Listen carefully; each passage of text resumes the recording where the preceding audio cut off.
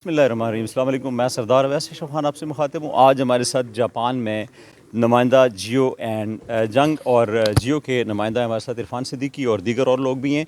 हम बात करेंगे चूँकि ये जर्नलिस्ट हैं और इनके ख्याल में जो जापान की नई हुकूमत आई है, चूँकि वज़ीर-ए-आज़म तकाइची जो इससे पहले गवर्नमेंट हेड कर रही थी, उन्होंने अपनी काबीना को डिज़ाल्व किया और डिज़ाल्व करने के बाद उन्होंने फिलफौर इलेक्शन का ऐलान किया और इलेक्शन 8 फरवरी को जो हुए उसमें उन्होंने एक भारी अक्सरियत, बल्कि 2/3 अक्सरियत अगर आप ये कह लें तो ये बजा होगा। 2/3 अक्सरियत से आने वाली वज़ीर-ए-आज़म तकाइची जो हैं, उनकी पॉलिसियाँ क्या हैं और फॉरेनर के हवाले से उनके इक़दामात क्या होंगे। चूँकि सोशल मीडिया या दीगर ख़बरों में या जो बेचैनी पाई जाती है फॉरेनर में कि यूँ यहाँ पे फॉरेनर के लिए कोई क़वानीन जो हैं वो बहुत ज़्यादा सख्त किए जा रहे हैं। तो हम इरफान सिद्दीकी से जानेंगे कि आया इन्होंने क्या ऑब्ज़र्व किया और क्या देखा और हालात किस तरफ जा रहे हैं। पूछते हैं जी सिद्दीकी साहब। मैं सबसे पहले जापान गवर्नमेंट को मुबारकबाद पेश करता हूँ नई हुकूमत के क़याम पर एलडीपी को, और तकाइची जो सनाए तकाइची जो प्राइम मिनिस्टर उनको भी मुबारकबाद पेश करता हूँ।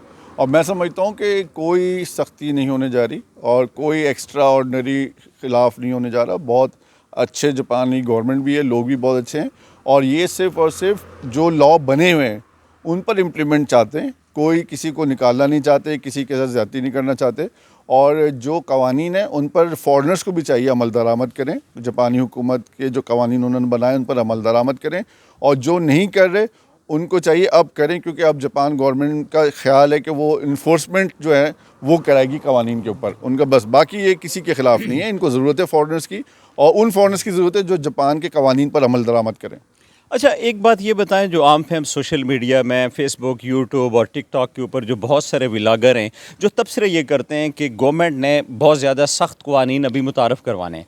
हम चूँकि जो फ़ॉरेनर होते हैं वो अपने मुल्कों की उनको एक आदत पड़ी हुई होती है, वो आके दूसरे मुल्क में उनके क़वानीन को वो फॉलो नहीं करते हैं या उस तरह वो अडॉप्ट नहीं कर पाते हैं। तो आप क्या कहेंगे कि फ़ॉरेनर का भी इसमें कितना कमल दखल है इन मिस्टेक्स में या इन मामलात में?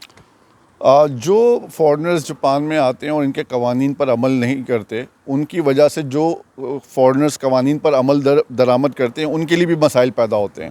तो सबको चाहिए, जो लोग कवानीन पर अमल करते हैं, अगर वो किसी को जानते हैं जो अमल नहीं कर रहा, उनको चाहिए उनको बताएं कि जापानी कवानीन पर अमल दरामद करें, और ताकि जापान गवर्नमेंट जो फॉरेनर से मुतनफ़िर ना हो और उनको एक अच्छा मैसेज दें, पॉजिटिव मैसेज दें, और जापानियों को तंग ना करें, ख़ास तौर पे उनके लिए तकलीफ़ का बायस ना बने।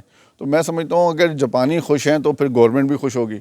तो सिंपल सी है कि जो भी लोग हैं वो जापानी कवानीन पर अमल करें, बस इतनी सी बात है। अच्छा, एक और बात बताएं, जो कन्फ्यूजन ये भी पाया जा रहा है कि जो लोग नई कंपनियां बना रहे हैं या जिन लोगों ने कोई 4-5-6 महीने कबल अक्टूबर तक एक उसकी एक्सपायरी डेट थी, फिर उसके बाद एक्सटेंशन में चले गए, और फिर ये इस पे क्या चहम गोइयाँ चल रही हैं जो अवाम में, और बेसिकली जो इमिग्रेशन या हुकूमत का जो डिसीजन है वो बेसिकली क्या है कि कंपनी जो है वो 500 मन की होगी, 3000 मन तक जाएगी, या न्यू जो आने वाले लोग हैं। और कुछ तो यहाँ पे ये भी कहा जा रहा है, मेरी एक्सटेंशन जो सवाल की है वो ये है कि कुछ तो ये भी कहा जा रहा है कि जिन लोगों की पुरानी कंपनियां यहाँ पे रजिस्टर्ड हैं उनको भी 2028 से पहले 3000 मान की ट्रांजैक्शन लानी होगी और अपनी टैक्सेशन शो करनी पड़ेगी, तब वो कंटिन्यूसली आगे अपने बिजनेस को और कंपनी को रन कर पाएंगे। आप क्या कहते हैं? जी, वो कवानीन अगर ये बन गए हैं, और ये बन चुके हैं कवानीन के, जापान में कैपिटल जो है कंपनी का वो 3000 मान होना है। तो और जो नई कंपनियां बन रही हैं उनको अभी 3000 मान करने हैं, और जो पुरानी कंपनियां बन चुकी हैं और जिनके वीज़े हैं, वीज़े पर बिज़नेस कर रहे हैं, उनको 2028 तक का टाइम दिया गया। 2028 तक अपना जो कैपिटल है वो 3000 मान कर लें।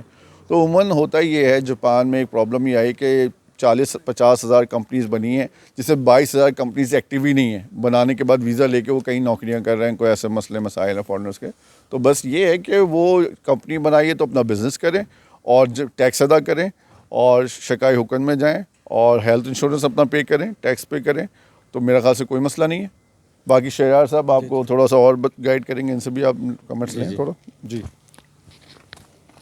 अच्छा शहरियार साहब, आप चूँकि काफ़ी अरसा से बिज़नेस से रेलेवेंट हैं और आपकी एक बहुत अच्छी कंपनी है जो कि आप यहाँ से एक्सपोर्ट इंपोर्ट का भी काम करते हैं, गाड़ियों का और दीगर आपका हलाल मार्ट और सारी चीज़ें हैं, तो आपका क्या एक्सपीरियंस हुआ है कि गवर्नमेंट ऑफ जापान ने जो रूल्स एंड रेगुलेशन बनाए हैं वो तो ज़ाहिर है शुरू से ही बने हुए हैं, कोई आज नए तो बने नहीं हैं, तो क्या क्या वजह हुई है कि जो अवाम में ये इस्तराब पाया जा रहा है कि गैर मुल्कियों के ख़िलाफ़ सख्तियाँ होने जा रही हैं, इस इस्तराब की वजह क्या है?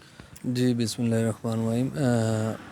सरदार साहब, एक्चुअली मैं सबसे पहले जापान की गवर्नमेंट के जो सनाए ताकेची साहब हैं उसको मुबारकबाद पेश करूंगा जो लेटेस्ट प्राइम मिनिस्टर हैं। बात यह है कि जापान के अंदर यहाँ पर जो अफवाहें जो बातें फैलाई जाती हैं ये बिल्कुल गलत है। जो लोग ऑनेस्टी के साथ वर्क काम कर रहे हैं, अपनी शिकायत होकर टैक्स अदा कर रहे हैं, उनको ये अप्रिशिएट भी कर रहे हैं और पॉजिटिवली उनको जो है वो मोटिवेशन की दी जाती है, हर अदारे में सपोर्ट किया जाता है। तो ये अफवाहें जो है बातें ये एक है। अदरवाइज़ आप अगर काम करें दिल से करें, नीयत से करें, इंशाल्लाह मंजिल आपकी आसान है, तो आपकी तरक्की में कोई रुकावट नहीं आ सकती। ये नहीं, आप ये कह रहे हैं कि अगर आप जापानी हुकूमत या किसी मुल्क में भी आप जाते हैं, वहाँ के रूल एंड रेगुलेशन को अगर आप फॉलो करते हैं, आप टैक्सेशन जो है वो बर वक्त अदा करते हैं, आप उनकी तमाम चीज़ों को मद्देनज़र रख कर कानून की खिलाफ वर्जी नहीं करते हो, तो आप देर पा चल सकते हैं। जी डेफ़िनेटली, बिल्कुल देर पा चल सकते हैं। और मैंने आपको बताया कि यहाँ पर जापानी गवर्नमेंट आपको फुल सपोर्ट करती है और आप जैसे इरफान भाई ने बताया कि कानून को जो है ना वो फॉलो करें। यहाँ के जो लोग कानून को फॉलो करते हैं, रूल्स रेगुलेशन को फॉलो करते हैं, वो बहुत ज़्यादा तरक्की कर रहे हैं। और अगर आप जो इनकी जो रूल्स जो इम्प्लीमेंट कर देते हैं, जिस चीज़ से मना कर देते हैं, उसके ख़िलाफ़ जाते हैं आप, तो अगेंस्ट आप कानून के जाते हैं, तो वो आप डेफ़िनेटली आप एक माशरे को तबाह कर रहे होते हैं। तो जापान के अंदर जितने भी फॉरेनर्स हैं और इनके जो कल्चर है, जो हमारे कल्चर हैं, टोटल डिफरेंट है। तो यहाँ पर बेसिकली जापान तो गवर्नमेंट चाहती है फॉरेनर्स आएँ, लेकिन उनके कानून को, रूल्स रेगुलेशन को फॉलो करें। जी हाँ, आपने सुना कि यहाँ पे सबसे जो बड़ी बात है वो ये है कि आपने कानून को फॉलो करना है और मीडिया के ऊपर, सोशल मीडिया के ऊपर ख़ासकर जो ख़बरें चल रही हैं वो फेक न्यूज़ होती हैं, ज़्यादातर उनके ऊपर तवज्जो नहीं देनी।